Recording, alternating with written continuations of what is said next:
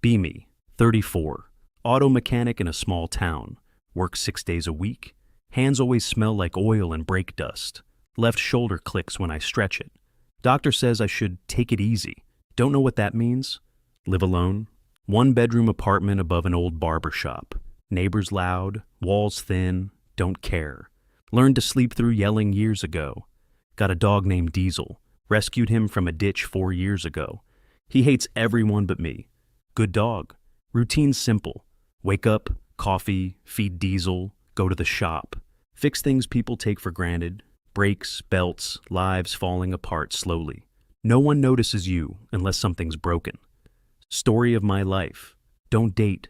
Don't talk much. People annoy me. Small talk feels like sandpaper on my brain.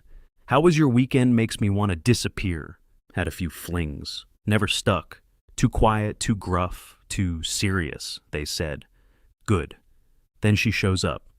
Beat up Subaru, check engine light, blinking like a dying star. Hood's held shut with a bungee cord. She gets out in boots older than my car. Tired eyes, wild hair, jacket patched with duct tape. Says her name's Amanda, voice like gravel and late nights. Says she's been driving too long. Asks if I can check it out. I nod. Don't say much. She doesn't either. Respect plus plus.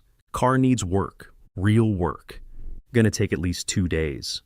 She shrugs. Says, guess I'm stuck in town then. Doesn't seem bothered. Sits outside on the shop bench and reads. Brings her own thermos, shares it with Diesel. He doesn't growl. This woman is a witch. Next day she's still there. Asks if I want a sandwich. Say no. She hands it to me anyway. Turkey and mustard on rye. Perfect. We eat in silence, radio playing old country songs. She taps the rhythm with her foot. I feel calm, weird.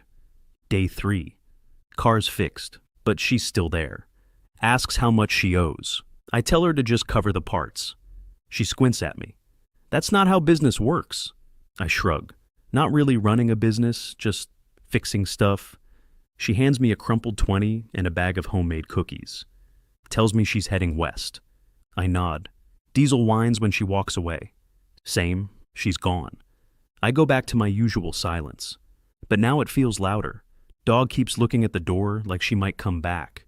I start playing that same country station at night, just in case. Week later, she returns. Same car, different problem. Says, your wrench work cursed me. I laugh for the first time in weeks. This becomes a pattern. Every few weeks, a new reason to swing by. Check engine, loose wire, bent fender. I fix the car. She sits nearby and tells me half stories. Never too much, never nothing, just enough to feel real. Eventually I ask if she's actually going anywhere. She says, wasn't planning to. Stares at the sunset like she owns it. Asks if I ever leave this place. I say nope. She nods. Maybe that's not a bad thing. Months pass. She gets a job at a local greenhouse. Starts renting a little cabin near the river. Invites me for dinner once. I almost say no. Then show up with oil on my hands and a bottle of cheap wine. She makes lentil stew and cornbread. We eat on the floor, laughing about nothing. We're not dating. Not officially, but she's in my garage every weekend now. Brings Diesel treats and coffee. Asks how I slept. Tells me I snore like a bear. Wait, when did she find that out? One night she falls asleep on my couch watching some black and white movie. I cover her with an old army blanket. She grabs my wrist in her sleep and doesn't let go. She never asked me to talk more, just listened when I did. Never called me broken, never tried to fix me, just came back, again and again. Today we replaced the brakes on her car together. She cussed the whole time, called me a grease goblin with a smile. I asked if she's staying for good this time. She looked at me, wiped sweat from her nose, and said, I never left, dummy. You just didn't notice yet. 36 now. Amanda lives here now. Didn't have a moving in moment. Just slowly took over a drawer, then the couch, then my side of the bed. One day she called my place home. That was it. We don't say I love you much. We show it. I fix her mirror when it cracks. She stitches up my jacket when it rips. We fight sometimes, usually about nothing. She throws a wrench once, misses on purpose, still terrifying. We cool off with beers and silence, always come back to each other. One night we're out on the back porch, Diesel asleep under the table, Sky full of stars. Air smells like pine and rust. She says, I used to think I'd always be moving. I say, you still can if you want. She laughs. You dumbass. That was me asking if you want me to stay forever. I stare at her for a second, then walk inside, grab an old bolt from my toolbox, tie a string around it, walk back out and say, this'll do till I can afford something shiny. She grins. God, you're such a romantic piece of shit. Kisses me like I just gave her a diamond. 6 months later, we get married in a parking lot behind the garage. Her idea. I fix up the old tow truck, hang lights from the crane arm. Her dress is black with oil stains. I wear my cleanest flannel, only guests, 2 mechanics, a bartender, and a priest that looked confused the whole time.